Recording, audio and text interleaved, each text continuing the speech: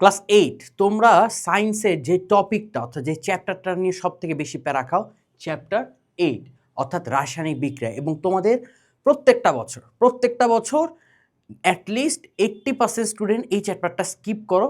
বলো ভাইয়া এই চ্যাপ্টারটা বুঝি না, কীভাবে কী করবো বুঝতে পারি না, কোনটা কীভাবে কোশ্চেন আসে এটাও ধরতে পারি না।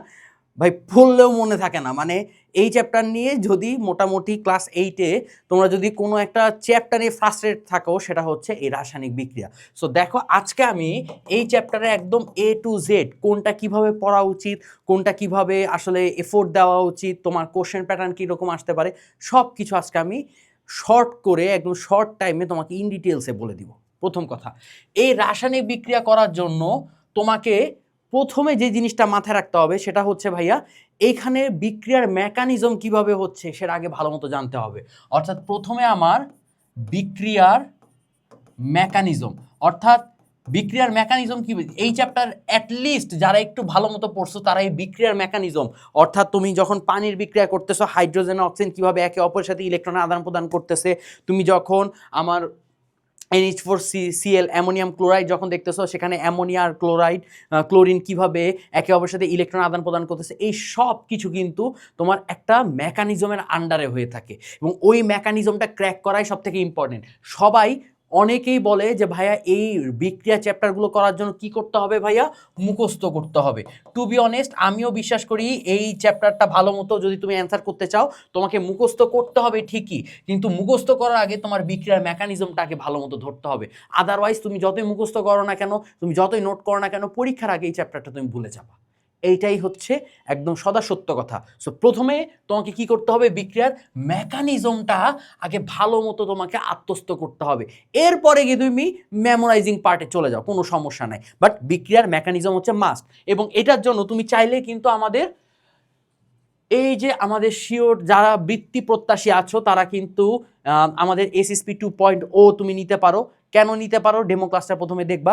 ডেমো ক্লাসে তোমাদের আশিক ভাই কেমিস্ট্রির এই পার্টটা প্রত্যেকটা বিক্রিয়ার মেকানিজম কিভাবে হচ্ছে সব কিন্তু A to Z আগারে বলে দিছে। সো এইটা তুমি চাইলে অ্যাপ্রোচ করতে পারো। তোমার যদি একাডেমিক হয় যে ভাই আমি আপাতত বার্ষিক পরীক্ষার জন্য ট্রাই করতেছি, আমার বার্ষিক পরীক্ষার জন্য এই চ্যাপ্টারটা আছে, কিভাবে কি করবো কিছুই বুঝতেছি না, চাইলে তোমরা কমপ্লিট একাডেমিক প্রোগ্রাম ক্লাস 8-এর এই পার্টটা তুমি ভালো মতো দেখতে পারো। সো সুবিধা হচ্ছে যে তুমি এখানে পুরো কম্প্যাক্ট একটা ক্লাস পাবা, প্রথম কথা। সেকেন্ড কথা হচ্ছে প্রত্যেকটা টপিক, প্রত্যেকটা চ্যাপ্টারে কোনটা কিভাবে পড়া উচিত এগুলাও কিন্তু তোমাদের খুব সুন্দরভাবে, একদম লেজিট খুব সুন্দরভাবে সবকটা টিচার তোমাকে অ্যানালাইসিস করে দেখা দিবে, বুঝায় দেখা দিবে, হাতে কলমে দেখা দিবে, প্রশ্ন সলভ করে দিবে সব কিছু। এবং মজার কথা হচ্ছে তুমি যেটাই নাও, তুমি ক্যাপ নাও, SSP নাও, যেটাই নাও, তুমি প্রত্যেকটা টপিকের উপর, প্রত্যেকটা সাবজেক্টের উপর ইন্ডিভিজুয়াল এক্সাম সিস্টেম তুমি পাচ্ছ। অর্থাৎ তোমাকে পড়লেই শুধু হবে না, তোমার আদতেই পড়া কতটুকু ইফেক্টিভ হচ্ছে এটা তুমি যাচাইয়ের সুযোগ পাবা। ওকে, এবার আমি ব্যাক করি। প্রথমে এখানে এই চ্যাপ্টারের মোস্ট ইম্পর্টেন্ট পার্ট হচ্ছে যেটা কখনো পরীক্ষায় দেয় না, আমি আবার বলতেছি মোস্ট ইম্পর্টেন্ট পার্ট যেটা কখনোই পরীক্ষা দেয় না, কিন্তু এই চ্যাপ্টারটা ভালো মতো বোঝার জন্য তোমাকে এই জিনিসটা মেমোরাইজিং করতে হয়, সেটা হচ্ছে প্রতীক এবং যোজনী। এই রাসায়নিক বিক্রিয়ার টোটাল গোটা ইকোসিস্টেম, এই গোটা ইকোসিস্টেমটাই তোমার দাঁড়ায় সেই প্রতীক আর যোজনীর উপর। তোমাকে বললাম আমি অ্যালুমিনিয়াম, ঠিক আছে, তুমি কি এখন লিখবা যে অ্যালুমিনিয়াম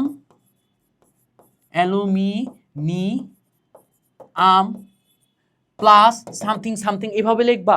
কখনোই পসিবল না, তোমার পইতে তো নাই। এইভাবে কিন্তু লেখা কোনো জাস্টিফাই না, তোমাকে কি করতে হবে, প্রতীক ইউজ করতে হবে। তুমি যখন রাসায়নিক বিক্রিয়া করতেছে, আমি কি বলছিলাম যে ইলেকট্রনের আদান প্রদান করতেছে, এই ইলেকট্রনের আদান প্রদানটা তোমার যোজনীর উপর কাজ করতেছে, বুঝা গেছে? সো তোমাকে প্রথমে যোজনী আর প্রতীকের পার্টটা খুব ভালো মতো দেখতে হবে। সেকেন্ড, রাসায়নিক বিক্রিয়ার নিয়ম। তুমি যে রাসায়নিক বিক্রিয়াটা যাচ্ছ সেটা হোক দহন, হোক প্রতিস্থাপন, হোক সংযোজন, যেটাই হোক না কেন একটা নিয়মের আন্ডারে হবে। কে ইলেকট্রন দিচ্ছে, কে ইলেকট্রন নিচ্ছে, এগুলো ভালো মতো তোমাকে বুঝতে হবে। এই জিনিসটা তোমার নিয়মের আন্ডারে পড়ে। সো দেখো প্রথম দুইটা আমি কি লিখছি, ফান্ডামেন্টাল, এটা হচ্ছে অ্যাকচুয়ালি ফান্ডামেন্টাল কনসেপ্ট। এরপরে সংযোজন বিক্রিয়া, ঠিক আছে, এখানে তিনটা বিক্রিয়া খুব বেশি ইম্পর্টেন্ট, সংযোজন, দহন, প্রতিস্থাপন। সংযোজন বিক্রিয়া জাস্ট তিনটা তোমাদের বইতে দেওয়া আছে, এবং টু বি অনেস্ট কোশ্চেনও তোমাদের এই তিনটার অলমোস্ট টাইম তিনটার আন্ডারই করা হয়ে থাকে। এবং এই যে তোমার ফেরাস সালফেট, জিন সালফেট অথবা অ্যামোনিয়াম ক্লোরাইড, এই তিনটা তোমার মৌল বা বলা হয় যেটাই হোক প্রোডাক্ট, আমরা বলি বাই প্রোডাক্ট। ওকে, সো এই বাই প্রোডাক্টগুলো কীভাবে আসতেছে, কি মেকানিজমে আসতেছে এইটা একটু তোমাকে ভালো মতো জানতে হবে, এবং এইটা তোমার জানার জন্য আমি লিখছিলাম যে বিক্রিয়ার মেকানিজম শিখতে হবে। অর্থাৎ সংযোজন, স্পেসিফিক সংযোজন বিক্রিয়ার ক্ষেত্রে তোমার এই দুইটা প্রোডাক্ট কিভাবে আসতেছে, ইলেকট্রন আদান প্রদান কিভাবে হচ্ছে, এটা একটু ভালো মতো দেখতে হবে। তারপরে হচ্ছে দহন বিক্রিয়া। এই দহন বিক্রিয়াটা অনেক সময় কোশ্চেনে দিয়ে দেয়, অনেক সময় কোশ্চেনে তোমার 3 মার্কের ক্ষেত্রে দিয়ে দেয়, যে কোনো একটা বিক্রিয়া দিবে, এই বিক্রিয়া কোন, মানে একটা বিক্রিয়া তোমাকে বলে দিল এই বিক্রিয়াটা কোন স্পেসিফিক বিক্রিয়া আন্ডারে পড়তেছে ব্যাখ্যা করো। তার মানে তোমাকে প্রথমে ওই স্পেসিফিক বিক্রিয়াটা বলতে হবে এটা দহনের মধ্যে পড়তেছে নাকি সংযোজনের মধ্যে পড়তেছে নাকি প্রতিস্থাপনের মধ্যে পড়তেছে, এটা ভালো মতো তোমাকে বলতে হবে। তারপরে এখানে ইলেকট্রনের আদান প্রদান কিভাবে হচ্ছে, কে ইলেকট্রন দিচ্ছে, কে ইলেকট্রন নিচ্ছে, কে কতটুকু ইলেকট্রন দিচ্ছে, কে কতটুকু ইলেকট্রন নিচ্ছে, সব কিছু তোমাকে ছক আকারে, ছক না ওই যে প্লাস মাইনাস এভাবে ইকুয়েশন আকারে ভালো মতো দেখা দিতে হবে। এবং এটা যদি দেখা দিতে পারো তাহলে তোমাকে তখনই স্যারেরা ফুল মার্কস দিবে, আদারওয়াইজ তুমি কখনোই ফুল মার্কস পাবা না। সো এই 3টা বিক্রিয়ার পার্টগুলো তোমাকে একটু ভালো মতো দেখতে হবে, দেখবা এখান থেকে অলমোস্ট কোশ্চেনগুলো চলে আসছে। লাস্টে ড্রাই সেলের গঠন, এই ড্রাই সেলের গঠন তোমার খুব কম দেয়, আমি এটাই বলতেছি যে দেয়, বাট এত মানে ফেভারিট টপিক না টিচারদের, বাট দেয়, টু বি অনেস্ট দেয়। তাই ড্রাই সেলের গঠনটা একটু ভালো মতো দেখবা, ড্রাই সেলের ক্ষেত্রে রাসায়নিক বিক্রিয়াটা কিভাবে কি করতেছে এটা একটু ভালো মতো দেখবা। সো এতটুকু যদি দেখো তাহলে টু বি অনেস্ট এই চ্যাপ্টারটা তোমার মোটামুটি হ্যান্ড গ্রিপে আছে। এরপরে তোমাকে কি করতে হবে ভাইয়া, সোজা সিকিউর জন্য প্র্যাকটিস করতে হবে।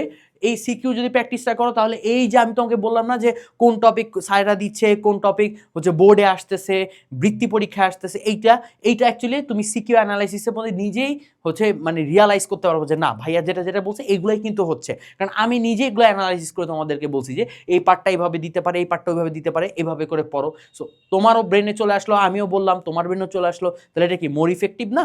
ইয়েস, এটা এখন মোর ইফেক্টিভ। তারপরে গিয়ে তুমি এমসিকিউগুলো করবা। এমসিকিউগুলো কেন করবা ভাইয়া? এমসিকিউ করার মেন কারণই হচ্ছে যে পরীক্ষার হলে এত এত টপিক, এত এত হচ্ছে মানে এত কমপ্লেক্স টপিকগুলা একসাথে তুমি নিয়ে যাচ্ছ, তোমার মাথায় একটা ছোট্ট একটা জিনিস তো বেরিয়ে হয়ে যেতে পারে। সো ওইখান থেকে ধরো তোমার এমসিকিউটা চলে আসলো। সো এরকম পজিশন যাতে তোমাকে ফেস করতে না হয়, সিচুয়েশন যাতে ফেস করতে না হয় ভাইয়া, এই কারণে আমি বললাম যে এমসিকিউটা তুমি প্র্যাকটিস করো। এমসিকিউ যদি ভালো মতো প্র্যাকটিস করো দেখবা সুন্দর মতো তুমি ফিগার আউট করতে পারতেছো। সো এই যে আজকের ক্র্যাক দ্য ফ্যাক্টে যে চ্যাপ্টার 8, এই চ্যাপ্টার 8 তোমরা অনেকেই বলো ভাই চ্যাপ্টার 8টা কীভাবে করবো না করবো। সো আশা করি একটা আইডিয়া পাইছো। শুধু আইডিয়া পাইলে হবে না, এই ভিডিও দেখার পর তোমাকে হাতে কলমে প্র্যাকটিস করতে হবে, হাতে কলমে শিখতে হবে, তাহলে দেখবা যে এই ভিডিও দেখাটা অ্যাকচুয়ালি তোমার জন্য ফ্রুটফুল হয়েছে। সো ক্র্যাক দ্য ফ্যাক্টর আজকের এই সেশনটা এতটুকুই। দেখা হচ্ছে নেক্সট সেশনে নতুন কোনো তোমাদের কমপ্লেক্সিটি নিয়ে, নতুন কোনো প্রবলেম নিয়ে, নতুন কোনো চ্যাপ্টার অ্যানালাইসিস নিয়ে। ততদিন সবাই সুস্থ থাকো, সবাইকে টাটা, আসসালামু আলাইকুম।